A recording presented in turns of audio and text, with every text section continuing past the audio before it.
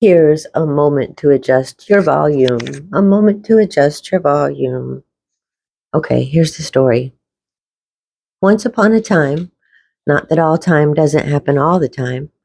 However, if you were to look at one single spot of time, but only the spot of time that I'm talking about, and only look at the present moment of it, and not see it as a future of some past moment or the past of some future moment, then you would be here too.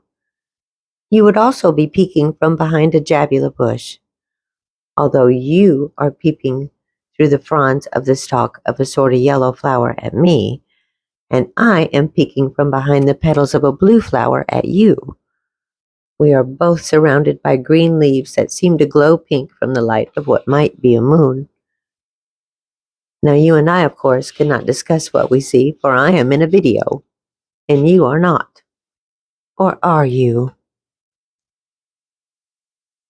No matter, because matter is only what you believe it is, and by now I may be matter to you. It is my hope that I am matter to you, so that I matter. It is imperative that I matter to you, for I cannot matter and do not matter without your attention. I suppose I should introduce myself, as there are no other characters here, so far, to describe me, which would of course be ludicrous because I am who I am and look like I do, not to mention you have already made me up in your head. I look the only way I could look to you. Isn't that a beautiful thing? And it's right in line with everything that appears manifest in your dimension. Everything has all the beauty that you ascribe to it. It is not that you make it up all by yourself. You guys have a mastermind comprised of all minds, but you had your key taken away.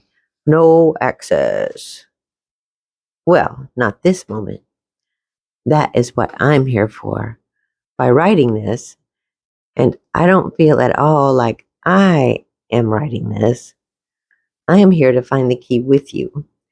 And I don't even know how I would know that, but I do. I am certain of it. Ha! I don't know what I don't know. So really, I don't know anything. But I'm going to keep telling you this story until we find the key that it holds. I look at you and you look at me. The moonlight is so bright that our lids squint over our eyes, which are open enough for each of us to see between us the white spear of fruit infused with the pink of the moon. I am utterly aware that I do not know where I am going and that I must pick up clues along the way. That is the difference between our dimensions. You believe that some things are certain because it is all you were taught. And I believe that nothing is certain, for everything unfolds at my will, so that past, present, and future are all one thing. And the thoughts that are popping into my head right now are guided by something that feels internal, but works as its own power source in an incredible to this world perpetual motion. Like you, I believe what I believe because it was all I was taught. It's all I know. All that to say that neither of us know where we are going. Until I wrote it, I never heard of a Javula bush because I asked my friend, and I mean my friend in my head, to give me a nonsense word. And as for two different flowers and a strange fruit, those were news to me also. So let's just go with this. We are currently gazing at each other for quite a considerable time now over the aforementioned fruit. I realize that you don't know how you got into this place either, but we both know we are looking for a key. I lead the way out of the bush. The air smells blue and clean.